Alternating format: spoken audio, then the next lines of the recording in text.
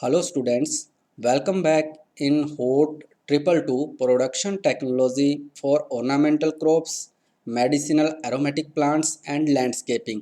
Lecture 6 Part 2 rose cultivation in open condition. जो गुलाब की खेती है वो ओपन फील्ड के अंदर किस प्रकार से करते हैं। ठीक है, अपना पिछला जो प्रीवियस लेक्चर था उसमें अपने कुछ पॉइंट कवर किए थे जो इस प्रकार है। जैसे सोयल अपने उसमें पढ़ लिया था कि सोयल कैसी चाहिए उसे। ठीक है, गुलाब को क्लाइमेट में भी ह्यूमिडिटी, लाइट इंटेंसिटी और जो टेम्परेचर है कितना होना चाहिए वो देख लिया था। फिर कल्टीवार्स जो अलग अलग इसके ग्रुप हैं, जैसे पोलियंथा है, हाइब्रिड टी है, मिनिएचर है, क्लाइंबर है, उनकी कौन कौन सी किस्में हैं जिनको उगाया जाता है, या फिर कल्टीवार का किस प्रकार से चुनाव किया जाता है, सिलेक्शन कैसे किया जाता है, कौन सी कल्टीवार को अपने कल्टीवेट करना है। फिर इसके बाद प्रोपोगेशन देखा था। प्रोपोगेशन में वेजिटेटिव और जो उसकी सीड से प्रवर्धित होती है दोनों प्रकार की अपने प्रवर्धन को देखा था कि प्रवर्धन कैसे किया जाता है, जैसे बर्डिंग है, कटिंग है, इनको पढ़ा था। इसके अलावा layout and preparation of beds, layout किस प्रकार से क्यारियों का लिया जाता है जब बनाया जाता है, या फिर जो क्यारियाँ हैं उनकी प्रिपरेशन कैसे करते हैं, तैयारी कैसे करते हैं। उसके अलावा उसमें प्लांटिंग कैसे करते हैं। इसके अलावा स्पेसिंग कितनी रखी जाती है पौधे से पौधे की, प्लांटिंग का टाइम क्या रहता है, वो सारा आपने कवर कर लिया था। इसके अलावा इरिगेशन जो सिंचाई कितनी देना चाहिए, पानी कब देना चाहिए, पानी की क्वालिटी क्या होनी चाहिए, वो सारा आपने कवर कर लिया। तो अपना आगे वाला टॉपिक स्टार्ट करते हैं, वो है manure and fertilizers. Apart from the major nutrients like P2O5, K2O, Ca, Mg and S, rose also required micronutrients like Fe, Mn, Cu, boron, molybdenum, zinc etcetera. जो गुलाब है लगभग वैसे ये कह सकते हो कि गुलाब को जो 16 एलिमेंट्स होते हैं, 16 न्यूट्रेंट होते हैं, उनकी आवश्यकता होती है, वो सारों को ही दिया जाता है, उन सबको ही दिया जाता है।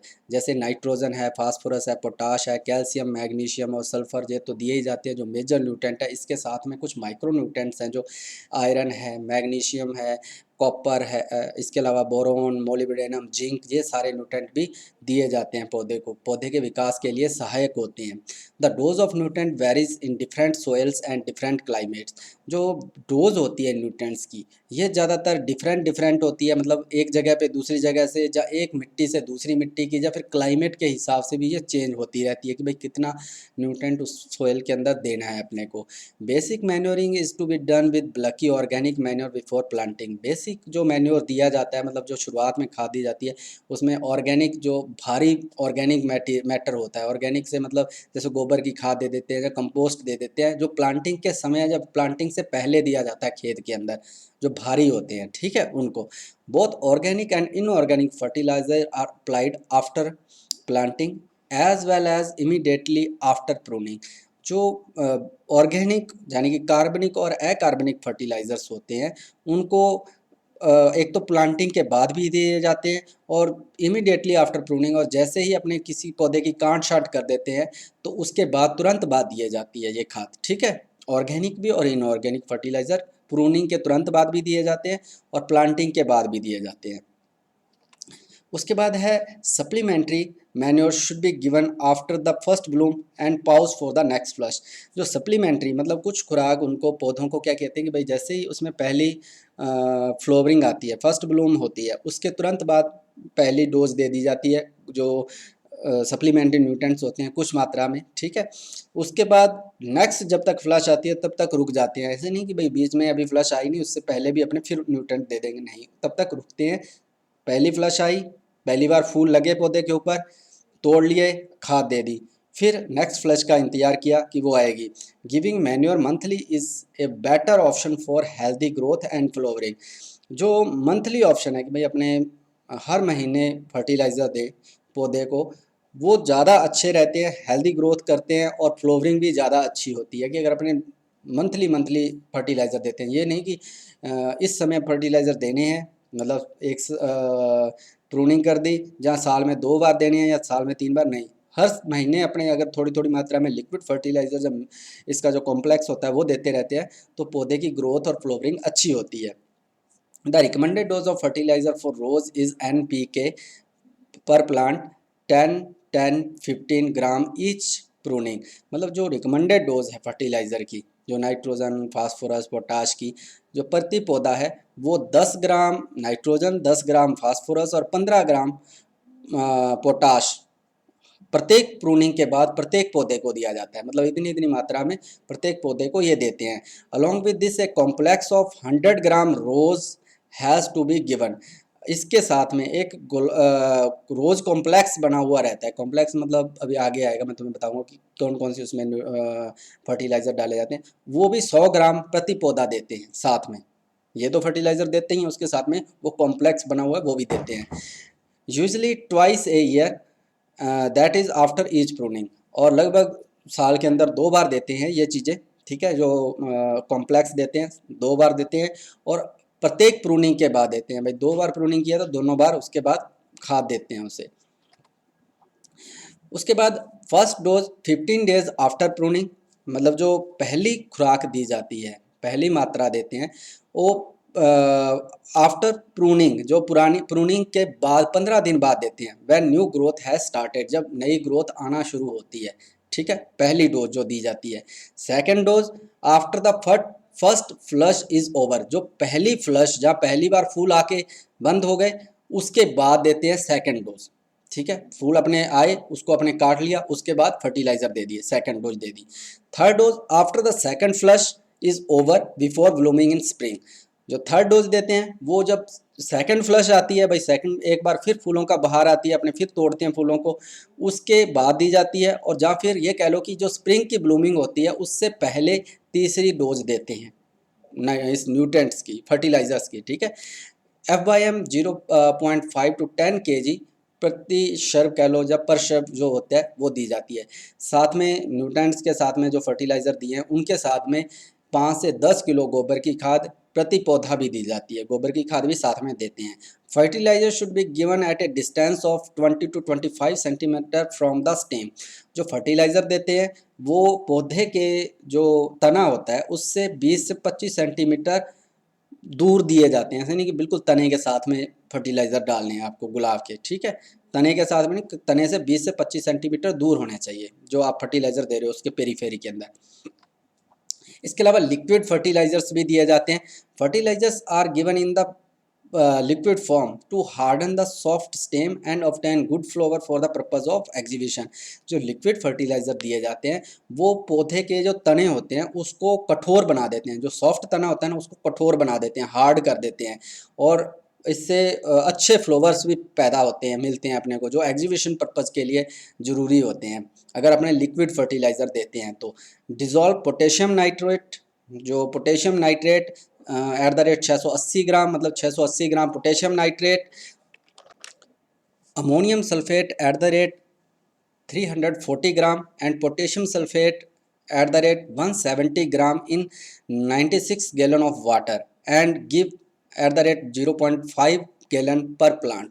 जो कुछ न्यूट्रेंट्स जहाँ कह लो कि फर्टिलाइजर्स हैं, जैसे पोटेशियम नाइट्रेट को 680 ग्राम उसका ले लो, और अमोनियम सल्फेट 340 ग्राम, और इसके अलावा जो पोटेशियम सल्फेट है 170 ग्राम को 96 लीटर, ठीक है, 96 गैलन जो पानी है, 96 गैलन पानी है उसके अंदर घोल लिया जाता है। और इसके इनको प्रति पौधे के हिसाब से 0.5 गैलन पर प्लांट के हिसाब से, ठीक है, यानी कि 0.5 गैलन पर प्लांट के हिसाब से ये जो लिक्विड फर्टिलाइज़र है पौधे को दिए जाते हैं, ठीक है। Micronutrients such as rose mixture multiplex are given through foliar spray. कुछ माइक्रोन्यूट्रेंट्स भी जो मिक्सचर हैं, रोज मिक्सचर है या मल्टीप्लेक्स हैं, ऐसे फोलियर स्प्रे के रूप में भी दिए जाते हैं, मतलब पौधों की पत्तियों के ऊपर छिड़काव भी किया जाता है। जो मैंने पहले बताए थे वो लिक्विड फर्टिगेशन के लिए यूज़ किए जाते हैं, जैसे अपने उनको पौधों को ड्रिप सिस्टम के साथ देने हैं, ठीक है, ये है उनके ऊपर अपने छिड़काव करना है। तो इनके लिए जो मल्टीप्लेक्स बनाया जाता है उसमें क्या करते हैं, 7.09 ग्राम पोटेशियम सल्फेट ले लिया जाता है, 14.17 ग्राम अमोनियम सल्फेट, इसके अलावा 28.35 ग्राम पोटेशियम नाइट्रेट को ले लिया जाता है। Mix all these in 8 gallon of water, इन सबको 8 गैलन पानी के अंदर मिक्स कर लेते हैं and use this solution in 1.36 ग्राम पर लीटर ऑफ वाटर, और इसको जो छिड़काव के लिए इसमें से ये जो सॉल्यूशन बन गया 8 गैलन के अंदर आपने घोल के बना लिया, इसमें से 1.36 ग्राम को 1 लीटर पानी के अंदर घोल के पौधों के ऊपर छिड़काव करते हैं। ठीक है, फोल जिसको मल्टीप्लेक्स कह दो, ये एक मल्टीप्लेक्स का सॉल्यूशन है जिसको रोज मिक्सचर भी बोल देते हैं। इसके अलावा mulching, mulching are used on rose beds और in green house, they conserve soil moisture. ठीक है, मतलब जो मल्चिंग है जिसको अपने पलवार बोल देते हैं हिंदी के अंदर, मल्चिंग भी यूज़ की जाती है गुलाब के अंदर, ग्रीन हाउस के अंदर भी, और क्यारियाँ जो ओपन रहती हैं उनके अंदर भी। तो ये क्यों यूज़ करते हैं, इसका क्या पर्पज़ होता है? एक तो ये कंजर्व सॉयल मॉइस्चर, जो सॉयल मॉइस्चर है, नमी है, उसको कंजर्व करती है, उसको बचा के रखती है। इसके अलावा सप्लाई ह्यूमस, जो ह्यूमस है मतलब कार्बनिक पदार्थ कह लो, जैसे अपने कह दो कि जब ये गलता है कोई कार्बनिक पदार्थ, उससे एक एसिड बनता है जो उसको ह्यूमस कह देते हैं। ठीक है, गला हुआ कार्बनिक पदार्थ। अब अपने ऊपर अगर कार्बनिक पदार्थ की मल्चिंग कर रहे हैं तो वो ज़मीन के अंदर मिक्स भी होगा, अगर पत्तियों का या किसी चीज़ को ऊपर डाल रहे हैं तो वो गलेंगी भी, वो ह्यूमस देंगी उस ज़मीन के अंदर, तो वो ह्यूमस की सप्लाई भी करता है। इसके अलावा सप्रेस द बीड्स, जो खरपतवार है उसकी ग्रोथ को भी ये रोकता है। Keep the soil somewhat cooler in summer months, जो गर्मी के दिनों में कुछ हद तक ये ज़मीन को ठंडा भी रखती है। Result in improvement of growth and flowering of roses, जो इसके रिजल्ट से जो ग्रोथ होती है पौधे की वो भी इम्प्रूव होती है, और फ्लोवरिंग भी गुलाब की अच्छी होती है अगर अपने उसमें मल्चिंग करते हैं तो। For mulching well decompost garden compost को भी यूज़ किया जा सकता है, अच्छी जो सड़ी हुई गोबर की या सॉरी गार्डन कंपोस्ट होता है, पत्तियों का कचरा, जो कितने भी पत्तियां इकट्ठी होती हैं, या लीफ मैन्योर कह सकते हो, उनको भी यूज़ किया जा सकता है। F/M गोबर की खाद भी, पिट स्ट्रॉ का भी यूज़ किया जा सकता है, सॉ डस्ट का भी किया जा सकता है जो लकड़ी का बुरादा होता है। इसके अलावा ब्लैक पॉलीथीन शीट भी कई बार यूज़ की जाती है, जो 0.0 से 18 mm थिकनेस की होनी चाहिए, मतलब 0 से लेकर 18 mm मोटी जो शीट होती है उसको यूज़ किया जाता है, ब्लैक पॉलीथीन शीट को मल्चिंग के लिए।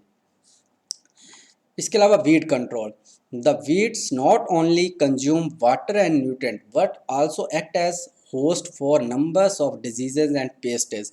द जो वीड होते हैं, एक तो वो पानी और न्यूट्रेंट को कंज्यूम करते ही हैं, अगर आपने मैंने फर्टिलाइज़र दिए हैं खेत के अंदर तो वो फर्टिलाइज़र को भी कंज्यूम करेंगे, मैंने सिंचाई किया उसको भी कंज्यूम करेंगे, एक तो इस प्रकार से वो नुकसान पहुंचाते हैं, और साथ में वो बहुत से जो बीमारियां हैं जहाँ इंसेक्ट पेस्ट हैं उनके लिए होस्ट की तरह काम करते हैं, मतलब वो उन चीज को अट्रैक्ट करते हैं अपने ऊपर, जिसके कारण अपने जो मेन क्रॉप है उसके ऊपर भी बीमारी फैलने का खतरा रहता है।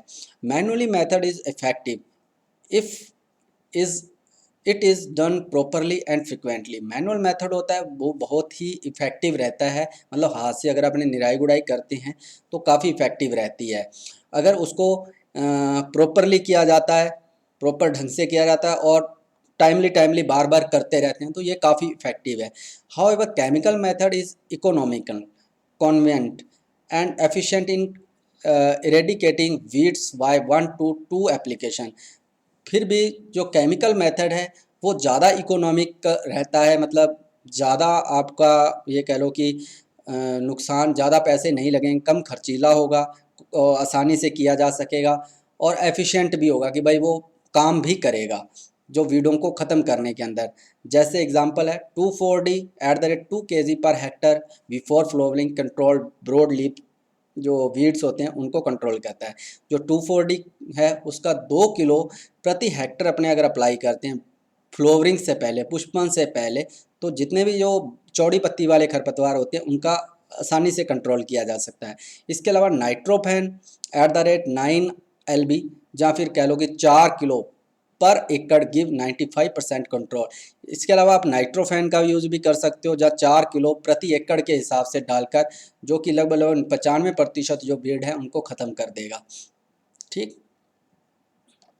नेक्स्ट है प्रूनिंग इन रोजेस। प्रूनिंग कैसे करते हैं गुलाब के अंदर? Pruning refer to the removal of a certain part of the plant. Pruning क्या होती है कि पौधे का कोई विशेष भाग को काटना प्रूनिंग कहलाता है। Pruning consist of 2 operations of thinning and shortening of the stem. Pruning दो ऑपरेशन होते हैं प्रूनिंग के अंदर, गुलाब के अंदर, ठीक है, जिसमें थिनिंग भी की जाती है या फिर शॉर्टनिंग की जाती है। अब थिनिंग और शॉर्टनिंग क्या होती है? Thinning involves the removal of old, weak, dry and disease stem and branches from the beginning. Thinning के अंदर क्या करते हैं कि जो भी आपकी पुरानी बूढ़ी शाखा है या कमज़ोर शाखा है, सूखी हुई शाखा है, या बीमारी जिस पे लगी हुई ऐसे तने हैं या शाखाएं हैं, उनको उनके प्रारंभ से काटना, वो थिनिंग कहलाती है, ठीक। और शॉर्टनिंग क्या होती है? This means shortening the remaining shoots which aim to reduce the growth of the previous year of to the desired height. इसका मतलब ये होता है कि जो शाखाएं बच गई, ठीक है, आपने पहले थिनिंग कर दी, जितनी भी सूखी साखी शाखाएं थी हटा दी, अब उसमें जो बच गई शाखाएं, उनमें उनकी एक डिज़ायर हाइट, जितनी अपने को हाइट चाहिए उतनी हाइट करने के लिए उन शाखाओं को ऊपर से भी काटा जाता है, वो शॉर्टनिंग कहलाती है, ठीक है। जो पुराने पिछले साल की ग्रोथ थी उसको हटाना, कुछ हद तक हटाना, वो शॉर्टनिंग है। ऑब्जेक्टिव ऑफ प्रूनिंग, प्रूनिंग का ऑब्जेक्टिव क्या होता है, मतलब उद्देश्य क्या होंगे अगर आपने प्रूनिंग कर रहे हैं? To remove unproductive growth as new growth takes place in the rose plant, कि भाई जो पुरानी ग्रोथ है उसको हटाना, क्योंकि जो न्यू ग्रोथ लेगी उसकी जगह नई, उसी पे नया, कह लो कि गुलाब के अंदर जो पुष्पन होता है ज़्यादातर जो नई शाखाएं निकलती हैं उन्हीं के ऊपर होता है, ठीक है, तो जिससे नई ग्रोथ आ सके। To ensure the production of a large number of strong and healthy shoots, इससे क्या होगा कि जो नई शाखाएं, मजबूत और नई शाखाएं, स्वस्थ शाखाओं का निर्माण हो सके, इसलिए भी प्रूनिंग की जाती है, ठीक है। Branches improvement in production of flower with quality, इसके अलावा जो प्रोडक्शन है, कह लो कि आपका उत्पादन है, उसमें इम्प्रूव करना, उसको बढ़ाना क्वालिटी फ्लावर्स के साथ, मतलब फूल की क्वालिटी भी बढ़ जाए और आपका प्रोडक्शन भी बढ़ जाए, इस प्रकार करना भी ऑब्जेक्टिव हो सकता है प्रूनिंग का। Binding the birds to produce the strongest shoot by pruning, भाई जो बर्ड्स हैं, कलियां हैं, उनको बाइंड कर देना, उनको बांध देना कि वो जो स्ट्रॉन्ग शाखाएं पैदा कर सकें प्रूनिंग के द्वारा, ऐसा भी किया जाता है, ठीक है, कि भाई ऊपर से उसको काट दिया, जिस भी अपने को ज़रूरत है उस कली से ऊपर तक अपने काट दिया, वहाँ से कली से एक शाखा निकलेगी जो बहुत ही मजबूत होगी, अपने इसको बाइंड कर सकते हैं कि भाई इसी से एक शाखा निकले, इस कली से निकले, ठीक है, इसलिए प्रूनिंग की जाती है। It keeps the rose bush in proper shape and size, ये जो रोज की झाड़ी होती है इसको प्रॉपर आकार में रखने के लिए भी ज़रूरी होती है, मतलब अपने को हाइट, डिज़ायर हाइट चाहिए, या ऐसी साइज चाहिए, या इतना शेप चाहिए, ऐसा शेप चाहिए, तो उसके लिए भी प्रूनिंग की जाती है। 6 है helping light and air reaches in the middle of the rose bush, जो रोज बुश है, रोज की झाड़ी होती है, इसके मिडल तक जो प्रकाश है, हवा है, वो पहुँचे, इसलिए भी प्रूनिंग की जाती है। Removing long and straight stem to facilitate various horticulture work such as budding, sterilization, composting, मतलब ये कह लो कि उद्यानिकी क्रियाओं को करने के लिए जो उसकी कुछ शाखाएं जो लंबी या सीधी बढ़ने वाली शाखाएं हैं, जो बहुत ज़्यादा लंबी शाखाएं हैं, उनको हटा दिया जाता है, जिससे कि जो आप उद्यानिकी क्रियाएं कर रहे हो, कोई उसमें वीडिंग कर रहे हो, कोई आपको मिट्टी की स्टरलाइजेशन करना है, जहाँ आप उसमें कंपोस्टिंग करनी है, खाद देनी है, तो वो आराम से किया जा सके, इसलिए भी कुछ पौधों की कटाई की जाती है कि उसमें आराम से जाया जा सके, उनके अंदर घूमा जा सके खेत के अंदर।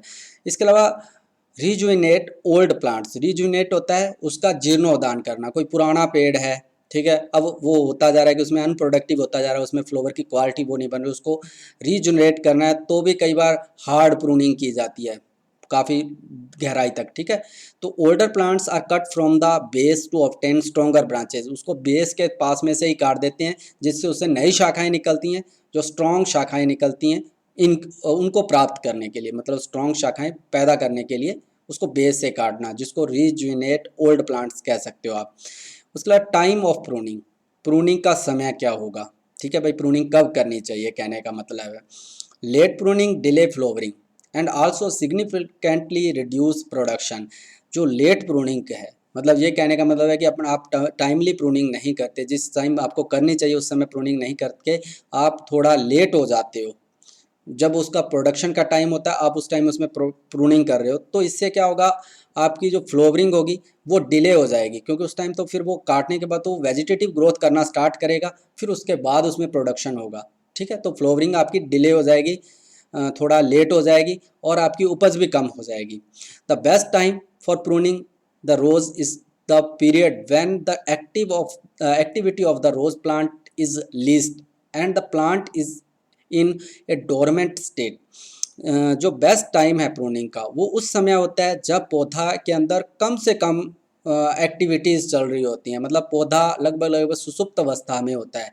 ठीक है, यानी कि सर्दी के अंदर लगभग लगभग पौधा सुसुप्त अवस्था में होता है, नॉर्थ इंडिया के अंदर ज़्यादातर उस समय। ठीक है, जब पत्ता कोई प्रोडक्शन नहीं आ रहा होते, और पत्ते भी झाड़ चुका होता है लगभग लगभग, और पौधा डोरमेंट होता है, उस समय ज़्यादातर प्रूनिंग करनी चाहिए।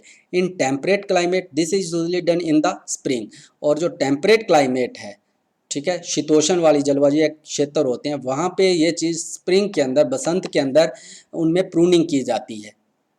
ठीक है, इसके अलावा pruning is done only once a year in a large area Indo Gangetic plains in India. जो साल में एक बार ही प्रूनिंग करते हैं बहुत ही बड़े क्षेत्र के अंदर, जो कि इंडो गंगेटिक प्लेन्स है। ठीक है, जो गंगा के मैदानी क्षेत्र है उनके अंदर साल में एक बार ही प्रूनिंग की जाती है। In the normal time of pruning is during October to November. जो नॉर्मल टाइम होता है, ठीक है, प्रूनिंग का गंगेटिक रीजन के अंदर, जो आपने बहुत ज़्यादा बड़े क्षेत्र के अंदर जहाँ पे कल्टीवेशन हो रही है, वहाँ पे अक्टूबर नवंबर का होता है। In some areas pruning is done twice a year, that is in May and October for flowering in monsoon and winter सेपली।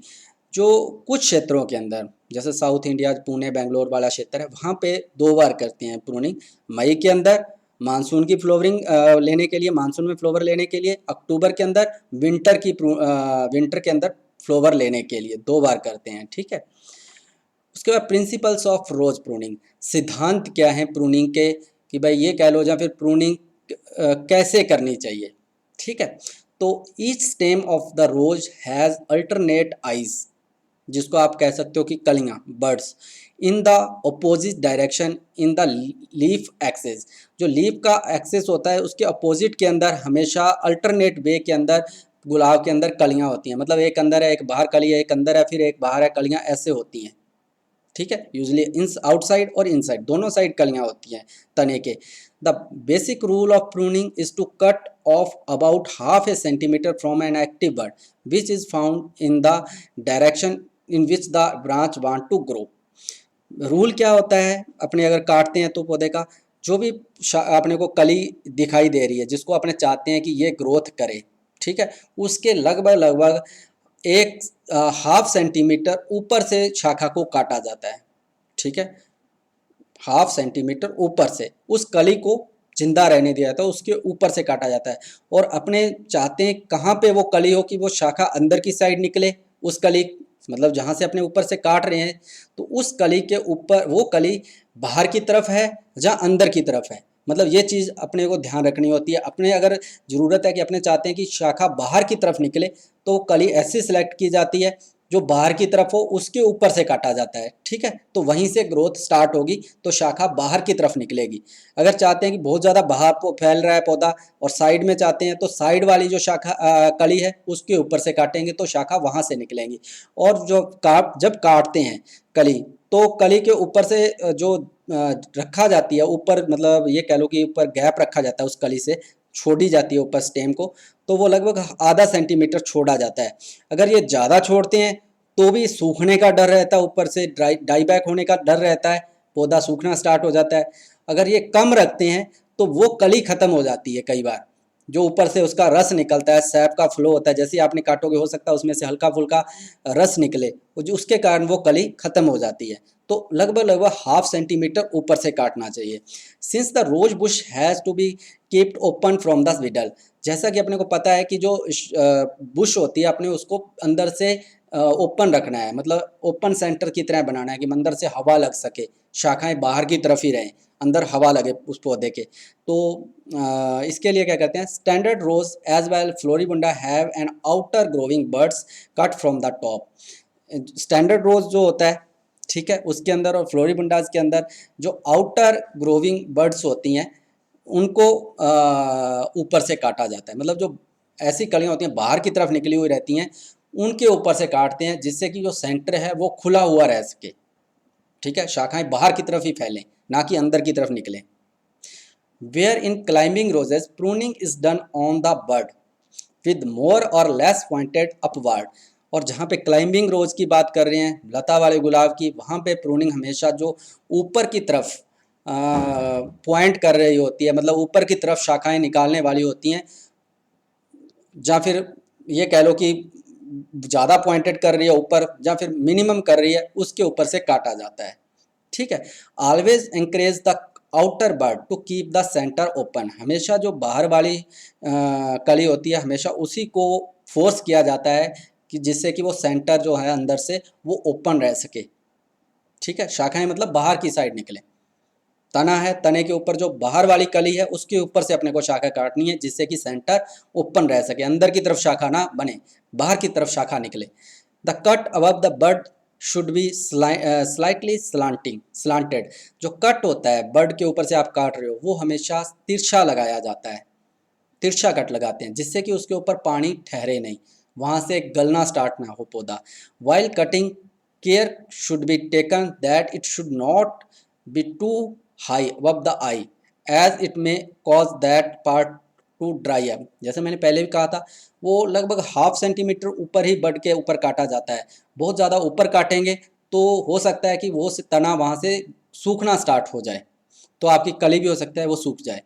ठीक है, 1/2 सेंटीमीटर ऊपर से ही काटा जाता है कली के।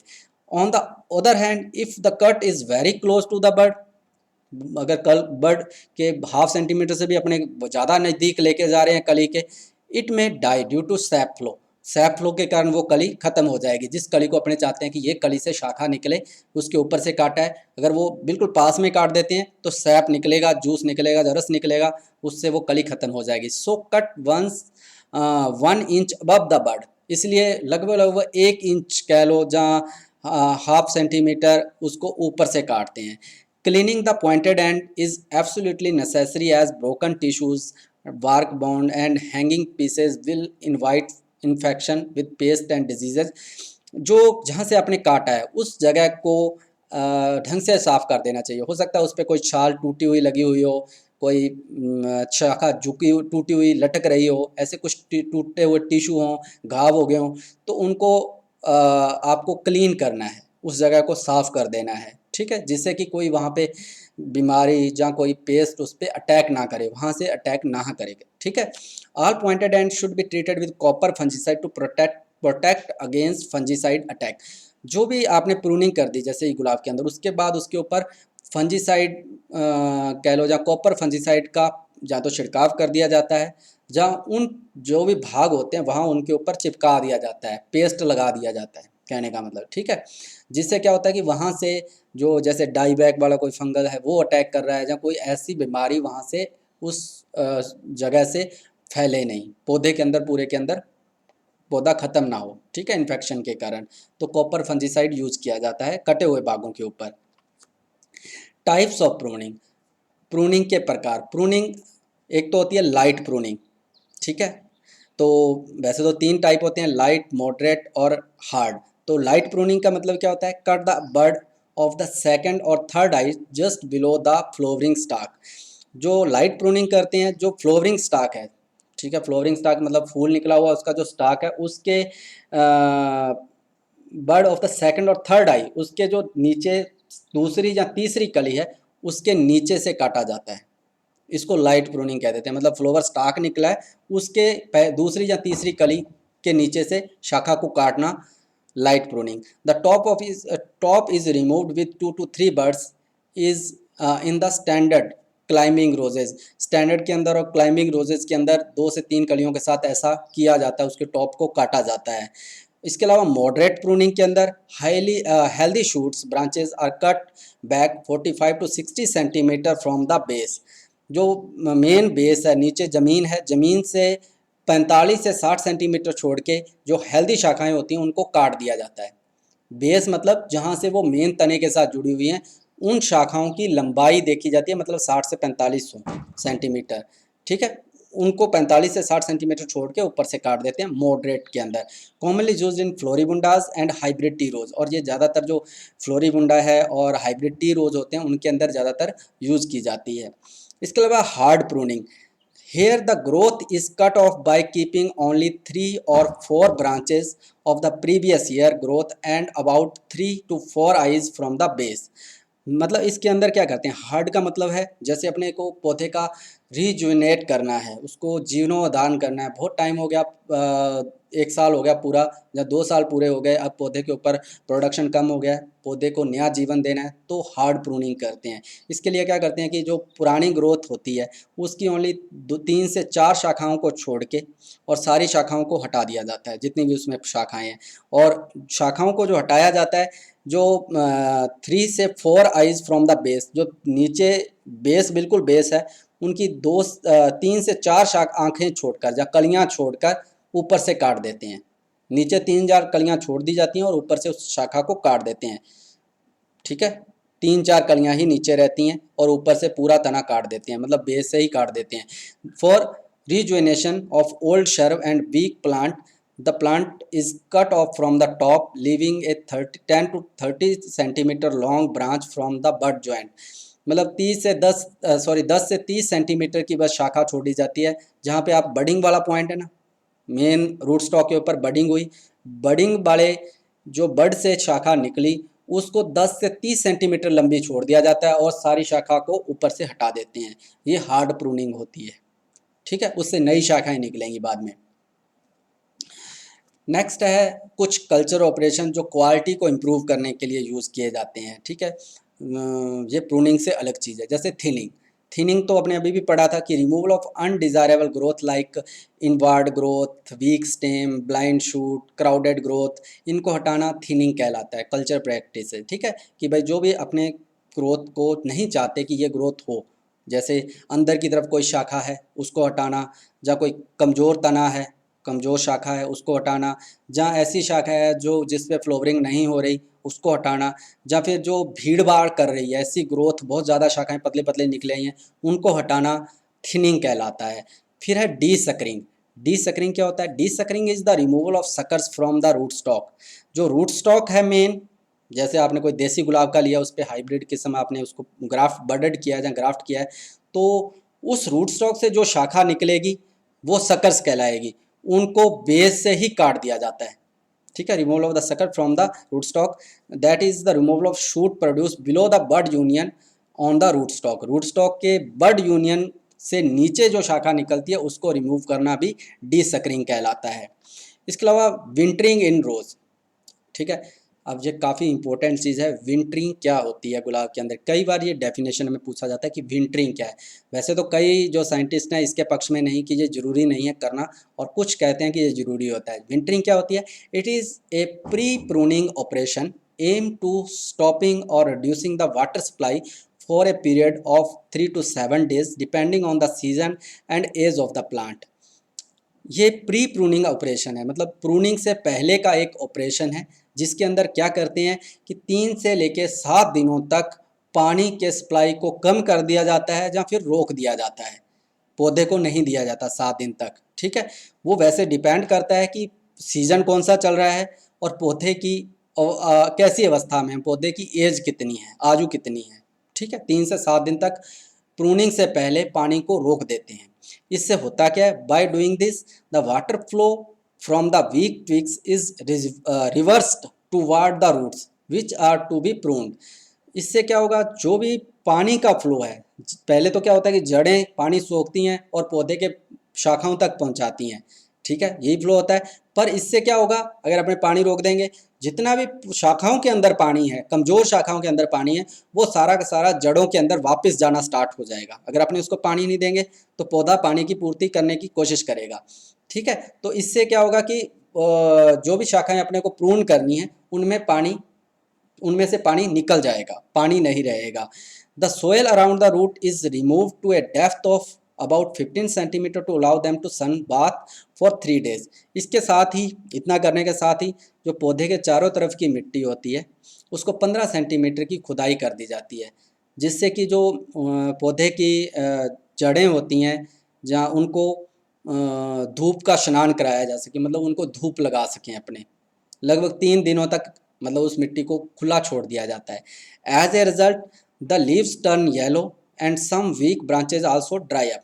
इससे होता क्या है कि जो कुछ जो पत्तियां होती हैं पौधे के ऊपर लगी हुई होती हैं, एक तो वो पीली पड़ जाती हैं और कुछ जो कमज़ोर शाखाएं होती हैं वो सूख जाती हैं। इस ऑपरेशन के कारण ये होता है।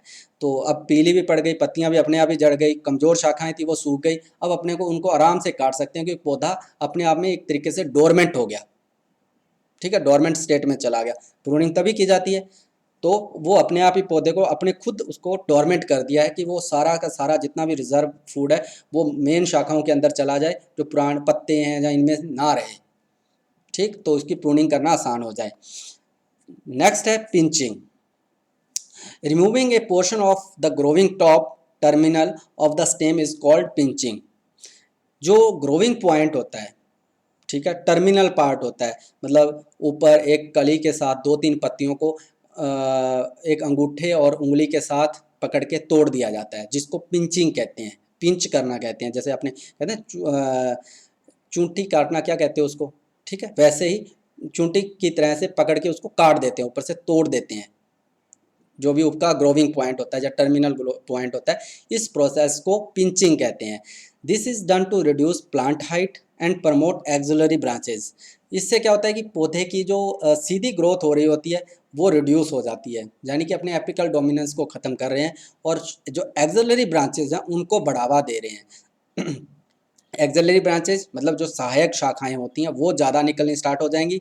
मेन जो पौधा सीधी ग्रोथ कर रहा होता है वो ख़त्म हो जाता है। ज़्यादातर पिंचिंग उस समय करते हैं जब अपने को ये ज़रूरत होती है कि पौधे के अंदर ज़्यादा फूल लेने हैं, ठीक है, ज़्यादा फूल, मतलब ये कह लो कि कट फ्लावर के लिए नहीं, जब अपने को लूज फ्लावर पैदा करने होते हैं, छोटे और बहुत ज़्यादा मात्रा में फूल पैदा करने होते हैं, तब पिंचिंग करते हैं। एक और ऑपरेशन होता है डिसबडिंग। डिसबडिंग का मतलब होता है जो बहुत सारी सहायक शाखाएं हैं उनकी कलियों को हटाना, जिससे कि एक सिंगल बड़ी ब्लूम पैदा प्राप्त की जा सके, वो डिसबडिंग होती है, ठीक है। उसमें जो कलियां होती हैं ना उनको तोड़ा जाता है, सहायक कलियों को। इसमें क्या किया कि अपने जो मेन टर्मिनल पॉइंट है उसको तोड़ दिया कि सहायक शाखाएं ज़्यादा से ज़्यादा निकल सकें।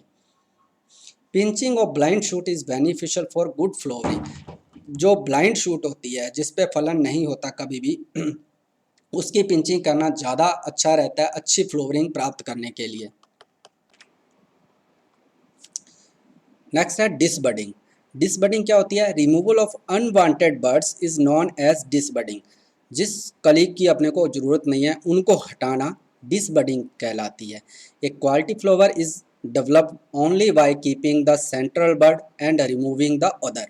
मतलब जो सेंटर वाली कली होती है उसको विकसित करने के लिए, जहाँ ये कह लो कि उसकी क्वालिटी को बढ़ाने के लिए जो अदर दूसरी कलियाँ होती हैं उनको रिमूव करना। जैसे मैंने पहले ही बताया था पिंचिंग के अंदर क्या क्यों करते हैं, क्योंकि पिंचिंग का मतलब होता है कि अपने साइड में बहुत सारी और ज़्यादा फ्लोवरिंग हो सके, बहुत ज़्यादा फूल और लगें, शाखाएं निकलें और फूल लगें, ठीक है, पिंचिंग करते हैं। डिसबडिंग का मतलब होता है जो एक्स्ट्रा कलियाँ लगी हुई हैं, जब अपने को सिंगल ब्लूम पैदा करनी होती है, क्वालिटी फ्लावर या कट फ्लावर प्रोड्यूस करना होता है, तब डिसबडिंग करते हैं। उसकी जो सहायक कलियाँ होती हैं बाहर आसपास में और शाखा कलियाँ निकलती हैं उनको हटा देते हैं, तोड़ देते हैं, ठीक है, जिससे मेन जरा सारा फोकस है वो एक फ्लावर के ऊपर ही इकट्ठा हो जाए और बड़ी ब्लूम पैदा हो। This is done in standard hybrid tea roses to reduce the number of flower. ज़्यादातर ये जो स्टैंडर्ड जहाँ हाइब्रिड टी रोज़ होता है उसके अंदर जो फ्लावर्स के नंबर होते हैं, यानी कि कितने ज़्यादा फूल लगेंगे एक पौधे के ऊपर, उन नंबर्स को कम करने के लिए किया जाता है, ठीक है। मतलब ज़्यादा फ्लावर ना लगें पौधे के ऊपर, कम से कम फूल लगें और ज़्यादा अच्छी क्वालिटी के लगें, बड़े फूल पैदा हों, उसके लिए डिसबडिंग करते हैं। फिर है removal of young vegetative shoots. This action is also known as deshooting, ठीक है। जो वेजिटेटिव शूट्स होती हैं, जो शाखाएं होती हैं, उनको हटाना, तो इस ऑपरेशन को डी शूटिंग भी कह देते हैं। It is generally followed in hybrid tea roses. Generally जो ज़्यादातर यूज़ किया जाता है जो हाइब्रिड टी रोज़ है उसके अंदर ये प्रोसेस फॉलो की जाती है। ज़रूरी नहीं कि ये की जाए हर किसी जगह पे इसको यूज़ किया जाए, इन ऑपरेशंस को यूज़ किया जाए। किसी जगह पे कोई यूज़ किया जाता है, किसी जगह पे कोई यूज़ किया जाता है। The young basal and axillary shoots developing from the axil of the leaves are removed leaving only a one terminal or middle branch.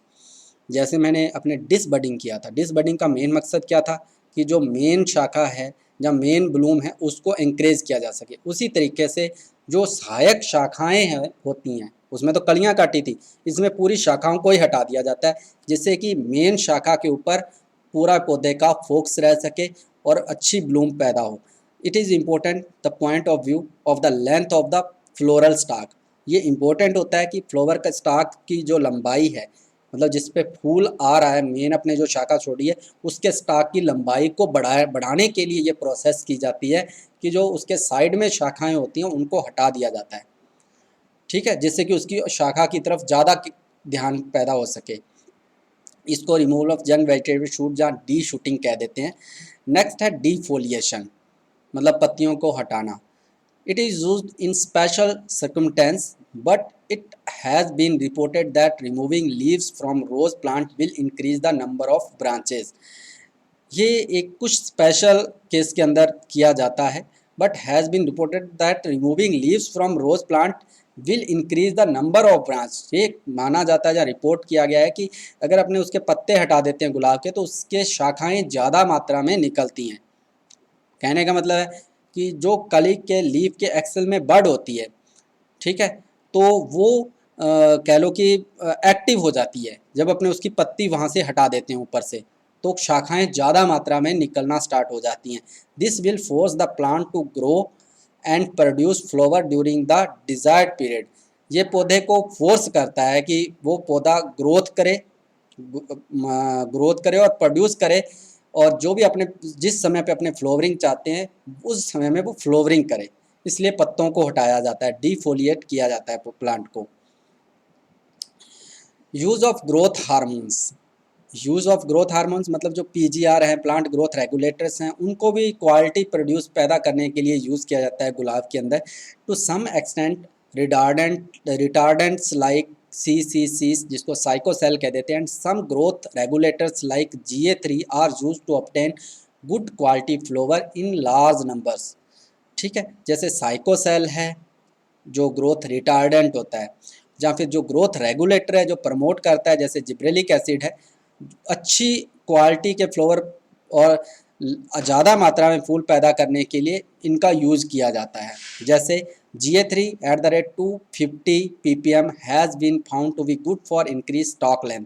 अगर GA3 का 250 ppm का छिड़काव करते हैं तो ये स्टॉक की लेंथ होती है उसको बढ़ाता है, फ्लावर साइज को भी बढ़ाता है, फूल के जो आकार होता है उसको भी बढ़ाता है। Reducing the number of blind shoots, जो ब्लाइंड शूट्स होती हैं उनके नंबर्स को भी कम करता है, मतलब ऐसी शाखाएं जिनके अंदर फ्लोवरिंग नहीं हो रही उनकी संख्या में भी कमी करता है, मतलब उनके ऊपर भी फ्लोवरिंग स्टार्ट हो जाएगी अगर अपने GA3 का छिड़काव करते हैं तो।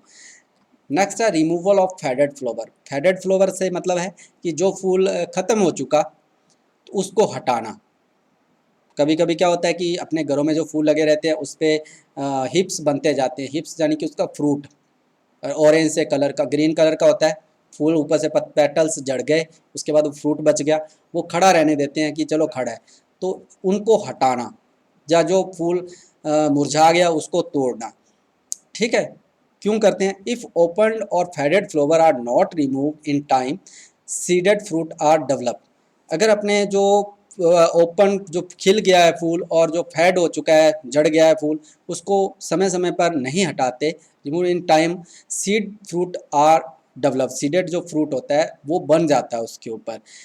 Once the hips are formed and the plant reaches an advance stage of development.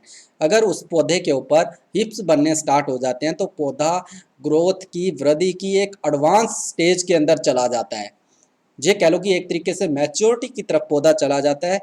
Growth and flowering during that season is reduce, जिसके कारण फ्लोवरिंग उस सीजन के अंदर कम होनी स्टार्ट हो जाती है, फ्लोवरिंग के ऊपर इफेक्ट डालता है हिप्स बनना। ठीक है, तो जैसे ही फ्लोवर आया उसको आप तोड़ दो, नया फ्लावर बनेगा नई शाखा से। तो अगर उसके ऊपर फ्रूट बनने लग गए, मतलब वो फ्रूट आपने फेडेड फ्लावर को नहीं हटाया पुराने फ्लावर को, तो उसमें क्या होगा कि वो पौधा मैच्योर होना स्टार्ट हो जाएगा और उस पर फ्लावरिंग खत्म हो जाएगी, बाद में फ्लावर नए फ्लावर नहीं निकालेगा। इसलिए जो भी पुराना फूल होता है गुलाब के अंदर उसको हटा देना चाहिए, जैसे ही वो झड़ना स्टार्ट हो जाए उसको हटा दो। ठीक है। Cutting of faded flower will reduce produce strong lateral shoot with will produce good quality flowers. अगर फेडेड फ्लावर को अपने काट देते हैं, ये एक जो लेटरल शूट्स होती है स्ट्रॉन्ग ताकतवर जो लेटरल शूट्स होती हैं उनको प्रोड्यूस करता है, मतलब वो शाखाएं निकलने के लिए बाधित करता है कि वो निकलें, एंड और अच्छी क्वालिटी के फूल भी पैदा हों जिनके ऊपर। ठीक है, नई शाखाएं भी निकलेंगी, उनको हटा देंगे तो उस शाखा को, और उससे नए फूल भी निकलेंगे, अच्छे फूल क्वालिटी के अंदर निकलेंगे अगर पुराने फूलों को हटाएंगे तो। हार्वेस्टिंग, नेक्स्ट जो लास्ट टॉपिक तो नहीं है पर harvesting. The stage in which the flower should be harvested depend on their use, such as for decoration और for cut flowers in a tight bud stage. जो फूलों को तोड़ा जाता है जनरली डिपेंड करता है कि अपना पर्पज़ क्या है, किस लिए अपने उनको तोड़ना है, क्या उनका यूज़ क्या है। ठीक है, कहने का मतलब जैसे कह लो कि अपने डेकोरेशन के लिए उनको तोड़ना है या फिर कट फ्लावर्स के लिए उनको तोड़ना है। कट फ्लावर्स के लिए हमेशा टाइट बड स्टेज के अंदर फ्लावर्स को काटा जाता है। टाइट बड स्टेज चलो आगे बताऊंगा क्या होती है। फॉर लूज फ्लावर्स के लिए गार्लैंड्स, परफ्यूम और रोज़ वाटर बनाना है, अपने को लूज फ्लावर काटना है, तो इसके लिए ज़्यादातर जो प्लकिंग की जाती है वो अलग टाइम में की जाती है। It should be plucked after full Bloom.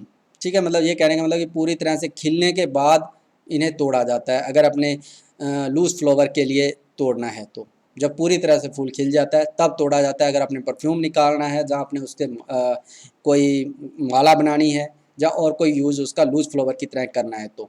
और अगर कट फ्लावर के लिए तोड़ना है तो टाइट बड स्टेज के अंदर उसको तोड़ा जाता है। When the bud show full colour for the cut flower but the petals have not started opening yet. When the bud show full color for the cut flower, जब कली पूरी तरह से अपने कलर शो करने लग जाती है, मतलब जो बड होती है कली उसमें से ऊपर वाली थोड़े से कलर दिखाई देने लग जाते हैं। ठीक है, तो अपने अगर इस समय उसको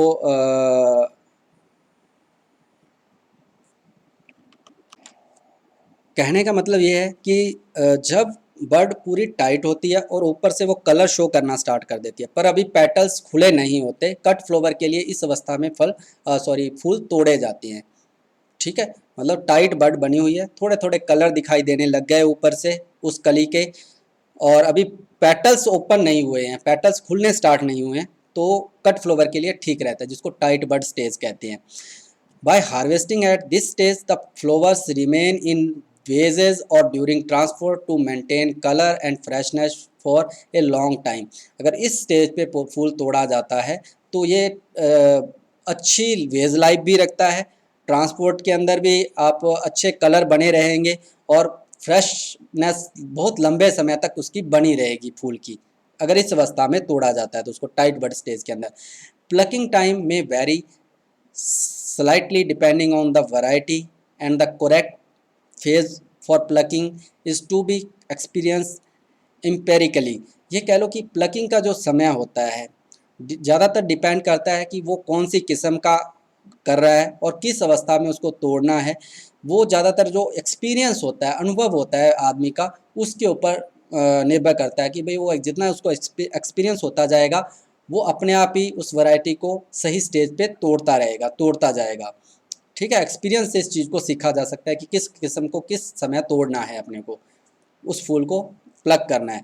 because when the red flower varieties cut A litre early, the flower में फेल टू ओपन लेटर।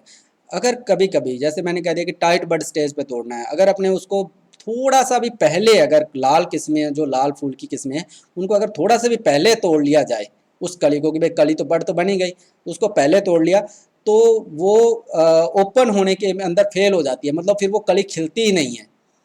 ठीक है, ऐसा होता है, इसलिए एक्सपीरियंस जरूरी है तोड़ते time. Most of the pink and red varieties are allowed to develop until a stage at one of the two outer petals begins to unfurl at the upper point। जो मोस्ट ऑफ ज़्यादातर जो गुलाबी रंग की और लाल रंग की किस्में होती हैं, ठीक है, उनको इस समय तक अलाउ किया जाता है, या कह लो कि उनको इस समय तोड़ा जाता है जब एक जो उसके दो आउटर पेटल्स होते हैं उनमें से एक थोड़ा सा, या कह लो कि हल्का सा लहराना स्टार्ट हो जाए, खुलना स्टार्ट हो जाए, ठीक है, ऊपर के पॉइंट से वो खिलना स्टार्ट हो जाए। दो ऊपर पेटल्स रहते हैं, कवर रखते हैं पूरे फ्लावर को, अंदर उसके पेटल्स बने जाते हैं।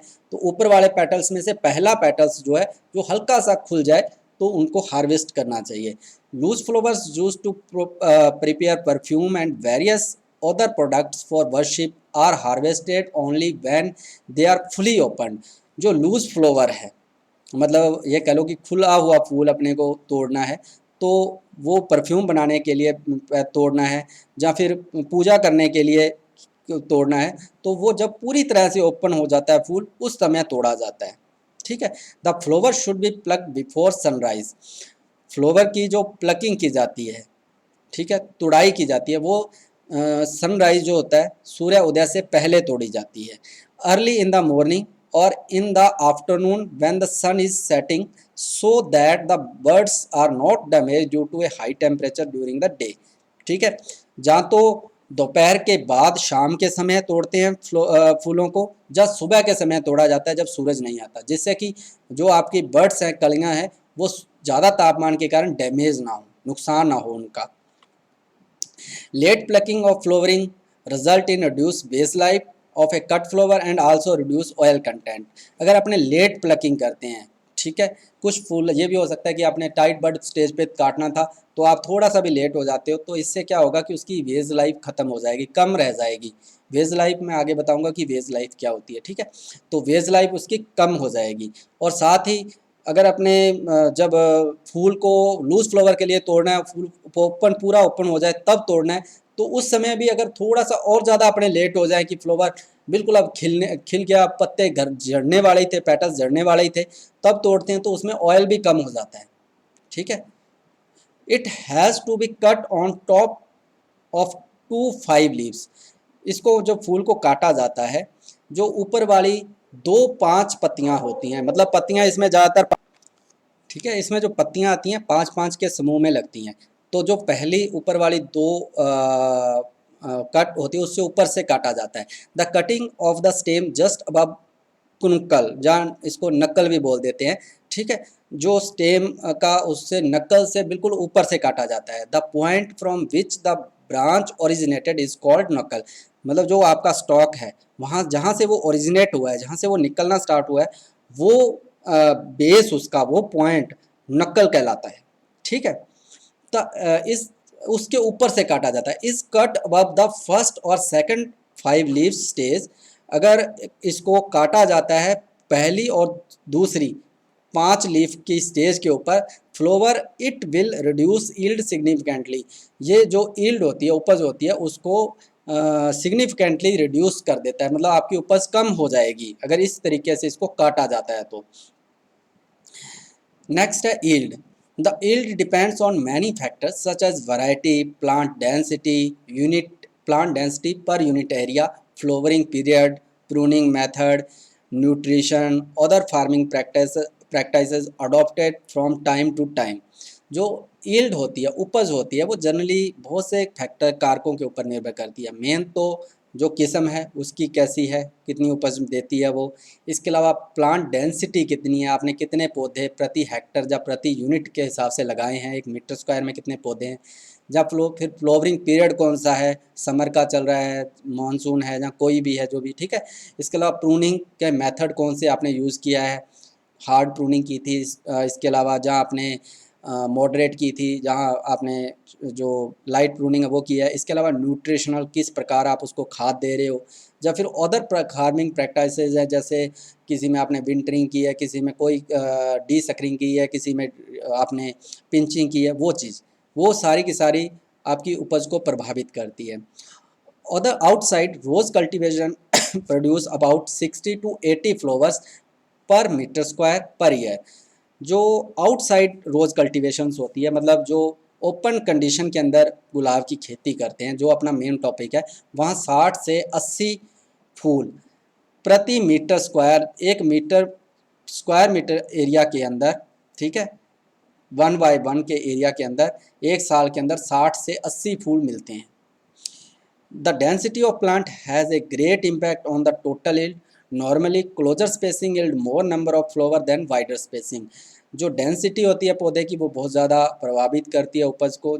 क्लोजर स्पेसिंग जो होती है वो ज़्यादा उपज देती है नंबर्स के अंदर फ्लावर्स के एट वाइडर स्पेसिंग की तुलना में। मतलब आपको फूल ज़्यादा संख्या में मिलेंगे अगर आप ज़्यादा पौधे लगाते हो कम जगह में, ठीक है। और अगर ज़्यादा दूरी पे पौधे लगाते हो तो आपको मीटर स्क्वायर के अंदर अगर पौधे ही कम है तो प्लांट उपज भी आपको कम मिलेगी। नेक्स्ट है international quality standards for cut flower for export. International standards होते हैं कि भाई क्वालिटी फ्लावर की क्या होनी चाहिए, कट फ्लावर की एक्सपोर्ट करना है अपने को, निर्यात करना है तो उसकी क्या क्वालिटी हो कि वो निर्यात के लिए उनके क्या क्या वो डिज़ायर उसमें होनी चाहिए पौधे के अंदर, जब उस फ्लावर के अंदर आपके प्रोडक्ट के अंदर। तो गुलाब के लिए होती है straight strong stem that is able to keep the flower upright. एक तो सीधा और मजबूत तना जो कि फूल को सीधा रख सके। पहला तो यूनिफॉर्म स्टेम लेंथ, जो तने की लंबाई है बिल्कुल यूनिफॉर्म एक जैसी हो। Tight bud and open slowly, bud है जो वो टाइट हो, ठीक है, और धीरे धीरे से वो खुले, ऐसी क्वालिटी होनी चाहिए। Flower size should be representative the varieties, representative of varieties, जो किस्म है उसको रिप्रेजेंट करे फ्लावर का जो साइज। ऐसे नहीं कि छोटे छोटे फूल लेके चले गए और उस वैरायटी पे तो आते तो बहुत बड़े बड़े फूल है, पर आपने उसमें क्या कर दी, पिंचिंग कर दी, बहुत से फूल ले लिए तो क्वालिटी रिड्यूस हो जाएगी, फ्लावर का जो ब्लूम का साइज़ होगा वो रिड्यूस हो जाएगा, ठीक है। तो ऐसे नहीं, जो मेन उसका एक्चुअल होना चाहिए स्टैंडर्ड के हिसाब से उतना साइज होना, उसको ही प्रेफरेंस दी जाती है। Flowers should be free from stains, injuries, diseases and pest. जो फूल है वो किसी प्रकार का जो स्टेन है या फिर कोई उसमें इंजरी हुई है, घाव हुआ है, या कोई बीमारी लगी है, या कोई इंसेक्ट है, उससे फ्री हो।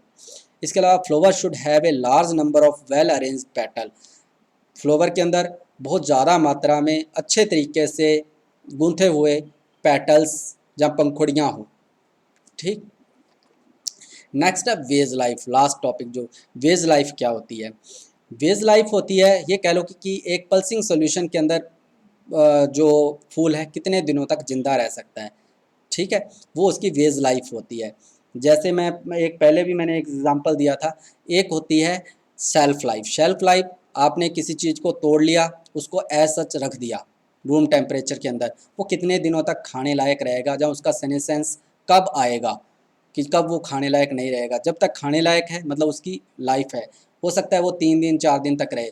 वैसे ही फूल के अंदर भी ऐसा ही होता है, उनको अगर ओपन कंडीशन के अंदर बिना किसी पल्सिंग सोल्यूशन के रखा जाता है वो कितने दिनों तक ताज़ा बने रहते हैं, वो उसकी सेल्फ लाइफ होती है। और वेज लाइफ, उसको एक पल्सिंग सोल्यूशन के अंदर, एक फूलदान के अंदर एक सोल्यूशन डाल के, सुक्रोज और उसमें H8HQ डाल के, जहाँ सिल्वर नाइट्रेट डाल के उनको प्रिजर्व करके रखा जाता है, तो वो कितने दिनों तक ताज़ा बना रहेगा, वो उसकी वेज लाइफ कहलाएगी। मैंने पहले भी कहा था वेज लाइफ हमेशा ज़्यादातर फूलों के अंदर काउंट होती है।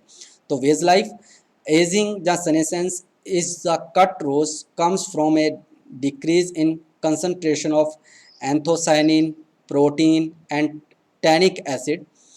जो एजिंग होती है यानी कि पौधा जहाँ senescence होता है फूल के अंदर, रोज़ के अंदर, कटे हुए फूल के अंदर, वो ज़्यादातर जो कंसंट्रेशन है एंथोसाइनिन पिगमेंट की या प्रोटीन की या टैनिक एसिड की, उसकी कमी के कारण आता है।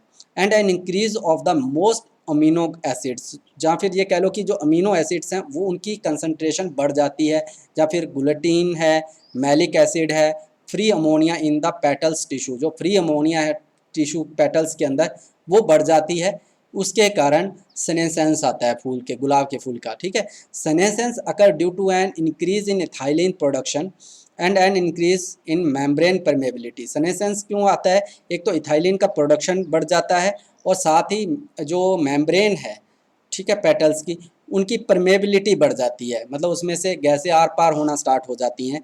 इसके कारण एजिंग होती है, उसमें पौधे का सेनेसेंस या ख़त्म होता है। फिर है pre cooled and pulsed flowers are normally better stored. जो प्री कूल्ड होते हैं, मतलब फूलों को पहले प्री कूल्ड करना, प्री कूलिंग तो समझते होगे, मैंने पहले भी कई बार बताया कि माली क्या करते हैं, जैसे ही फ्लावर की हार्वेस्टिंग करते हैं, जहाँ सब्जियां तोड़ते हैं, एक बाल्टी पानी के साथ में रखते हैं, तोड़ा और उसके अंदर डालते जाते हैं। जहाँ कई बार क्या करते हैं कि अगर बहुत लंबे चौड़े क्षेत्र के अंदर आपकी सब्जियां हैं, तो आप उनको क्या करते हो कि उनको बहुत ही ठंडी जगह पे उनको स्टोर कर देते हो थोड़े टाइम के लिए, तोड़ के उनके बाद की उसकी फील्ड हीट रिमूव हो जाए, तो उसको प्री कूलिंग कहते हैं। ठीक है, तोड़ाई के बाद जस्ट उनको थोड़े टाइम के लिए ठंडी जगह पे रख देना, ठंडी हवा में रख देना, पानी के अंदर रख देना, प्री कूलिंग। इसका मेन मकसद होता है removal of field heat, field heat को ख़त्म करना। उसके अलावा साथ में पल्सिंग अगर की जाती है, पल्सिंग मतलब उसको न्यूट्रेंट दिए जाते हैं उस कटी हुई चीज़ को। ठीक है, फ्लावर्स के अंदर तो मैंने कहा कि वेज लाइफ वेज सोल्यूशन के अंदर होती है, जिसको पल्सिंग सोल्यूशन भी बोल देते हैं। पल्स जो होती है एक न्यूट्रेंट मीडिया होता है, जिसमें कुछ फंजीसाइड भी होते हैं, कुछ सुक्रोज या ग्लूकोज भी डाला जाता है। ठीक है, जो उसकी एज को बढ़ा देता है।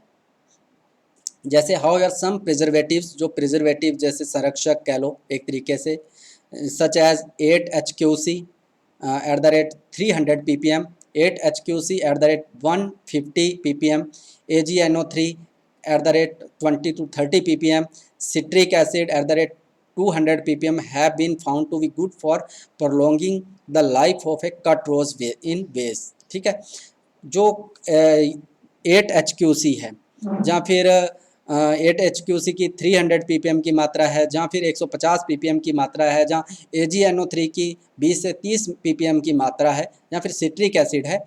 अगर इसको अगर यूज़ किया जाता है वेज सोल्यूशन के लिए, जब पल्सिंग सोल्यूशन के लिए, यानी कि स्टॉक को कुछ समय के लिए इसके अंदर डुबो के रख दिया जाता है, तो फ्लावर की जो वेज लाइफ है वो बढ़ जाती है, वो कुछ ज़्यादा समय तक जिंदा रहेगा जितना उसको एक नॉर्मल रहना चाहिए था। ठीक है, इससे वेज लाइफ बढ़ जाती है। अपना जो नेक्स्ट टॉपिक होगा वो होगा प्रोटेक्टेड कल्टीवेशन ऑफ रोज़। ठीक है, वो मैं एक आध दिन में अभी वीडियो उसको बना के डाल दूंगा। Thank you.